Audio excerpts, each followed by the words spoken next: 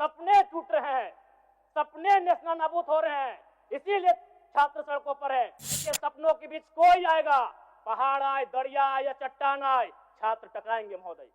मैं फिर कहूंगा, यदि आप सच हैं तो सच को आंच क्या कराइए जांच। जितने भी माननीय हैं वो अपना टीए भत्ता का त्याग करे। जितने भी माननीय हैं यह जांच हो कि उनके बच्चे सरकारी स्कूलों में पढ़ते हैं या गैर सरकारी स्कूलों में पढ़ते हैं, निजी स्कूलों में पढ़ते हैं, इस विषय का भी जांच हो। अगर उसमें अगर कसौटी में उतरते हैं, हम कहेंगे ये मैया सम्मान योजना है, और नहीं 2500 रुपया सम्मान की कसौटी नहीं होगा। सम्मान तभी होता है जब समानता से आता है। समानता है तभी सम्मान है। अगर समानता नहीं है महोदय तो किस सम्मान की आप बात करिए। वित्त मंत्री के द्वारा अनुपूरक बजट, द्वितीय अनुपूरक बजट जो 4,833 करोड़ 39 लाख लाया गया है, जबकि यही सरकार ठीक कुछ दिन पूर्व प्रथम अनुपूरक बजट, माफ कीजिएगा, प्रथम अनुपूरक बजट 4,833 करोड़ 39 लाख का लाया गया था, और आज पुनः द्वितीय अनुपूरक बजट जो कि 11,697 करोड़ 45 लाख की राशि लेकर आए हैं।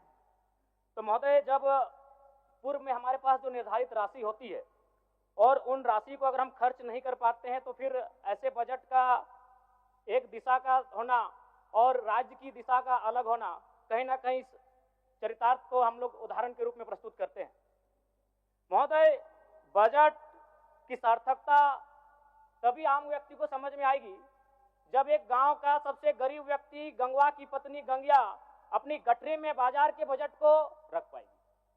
आज तमाम माननीयों ने, हमने भी सोचा था कि पक्ष की तरफ से विषय को रखा जाएगा, विपक्ष वाले तर्क को प्रस्तुत करेंगे, और इसी बीच मैं एक नया नवेला युवा सीखने का कार्य करूंगा।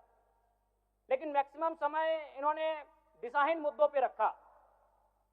तो मैं, चूंकि मैया सम्मान योजना मूल बिंदु रही, केंद्र बिंदु रही, किसी ने उसे सम्मान कहा, नारियों का सम्मान कहा, महिलाओं का सम्मान कहा, हम लोग भी महिलाओं के सम्मान के पक्षधर हैं।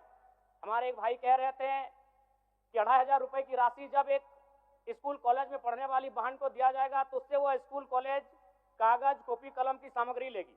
मैं कहना चाहूंगा, अगर आप उसे स्कूल कॉलेज जाने से पहले अगर 2500 रुपए देंगे तो उसे आप निकम्मा और आलसी बनाएंगे। यदि आपको उस राशि को देना है तो उसके स्कूल कॉलेज जाने के बाद दीजिए, स्कॉलरशिप के रूप में दीजिए। मैं आज पुनः कहूंगा, क्योंकि आप सत्ता पक्ष में हैं, आप संभवतः अपने इस विषय को बचाएंगे, आप अपना पक्ष रखेंगे कि आपने मैया सम्मान योजना एक महान कार्य किया है।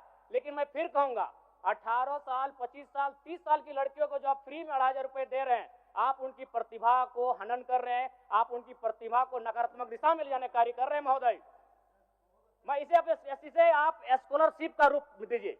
आपको 2500 रुपए देना है, स्कूल से पहले देंगे ना। मैं कह रहा हूं, मैं भी, मेरी भी सैकड़ों बहनें हैं गांव में, अगर आप स्कूल जाने से पहले 2500 रुपए उनके हाथ में देंगे, उस पैसे को वह गलत कार्यों में, गलत नहीं कहेंगे, कुछ ऐसे कार्यों में खर्च करेंगी जो लुभावनी हो। स्कूल जाने के बाद, अटेंडेंस के बाद अगर आप देंगे स्कॉलरशिप के रूप में तो वो बहन स्कूल तक जाएगी। दूसरा सवाल और एक महत्वपूर्ण विषय महोदय। एक मिनट माननीय सदस्यगण, सभा की सहमति हो तो सदन की कार्रवाई समाप्त होने तक समय बढ़ाई जाए। बोलिए, अब समाप्त करिए, बोलिए। महोदय, यदि वास्तव में मैया सम्मान की राशि 2500 रुपए सम्मान है तो मैं चाहूंगा हम लोग एक सार्थक दिशा में बढ़िया। महोदय, आज जितने भी माननीय हैं उनको बस की सुविधा दी जाए, जितने भी माननीय हैं अपने घर से ट्रेन की सुविधा से सदन आए, जितने भी माननीय हैं वो अपना टीए भत्ता का त्याग करे, जितने भी माननीय हैं यह जांच हो कि उनके बच्चे सरकारी स्कूलों में पढ़ते हैं या गैर सरकारी स्कूलों में पढ़ते हैं, निजी स्कूलों में पढ़ते हैं, इस विषय का भी जांच हो। अगर उसमें अगर कसौटी में उतरते हैं, हम कहेंगे ये मैया सम्मान योजना है, और नहीं तो इसे केवल और केवल जिस सपने के साथ ये राज्य अलग हुआ था वो सपना कहीं ना कहीं अधूरा होगा। महोदय, 2500 रुपया सम्मान की कसौटी नहीं होगा। सम्मान तभी होता है जब समानता से आता है। समानता है तभी सम्मान है। अगर समानता नहीं है महोदय तो किस सम्मान की आप बात करते हैं। महोदय, मैं पुनः कहना चाहूंगा, महोदय 30 सेकंड 45 सेकंड का समय चाहूंगा। आदरणीय परम श्रद्धेय, सीजीएल का मामला अभी भी गर्म है। यदि सरकार को लग रहा है वो सच्चे हैं तो सांच को आंच क्या करा लीजिए जांच। सांच को आज क्या करा लिए जांच, और अब कब तक बहाना दीजिएगा कि ये विपक्ष की साजिश है। विपक्ष के सारे पे छात्र सड़कों पे नहीं है, सपने टूट रहे हैं, सपने नेशनल नाबूद हो रहे हैं, इसीलिए छात्र सड़कों पर है। और याद रखिएगा, उनके सपनों के बीच कोई आएगा, पहाड़ आए, दरिया आए या चट्टान आए, छात्र टकराएंगे महोदय। मैं फिर कहूंगा, यदि आप सच हैं तो सच को आज क्या कराइए जांच, सीजीएल की जांच हो। मैं पुनः कहूंगा, खतियान आधारित स्थानीय नीति, विस्थापन नीति पुनः समीक्षा करते हुए लागू कैसे हो, उस दिशा में राज्य को बढ़ना चाहिए। और महत्वपूर्ण विषय महोदय, मैं ये कहना चाहूंगा, हो गया माननीय जयराम कुमार जी, हो गया। धन्यवाद महोदय। सरकार के उत्तर।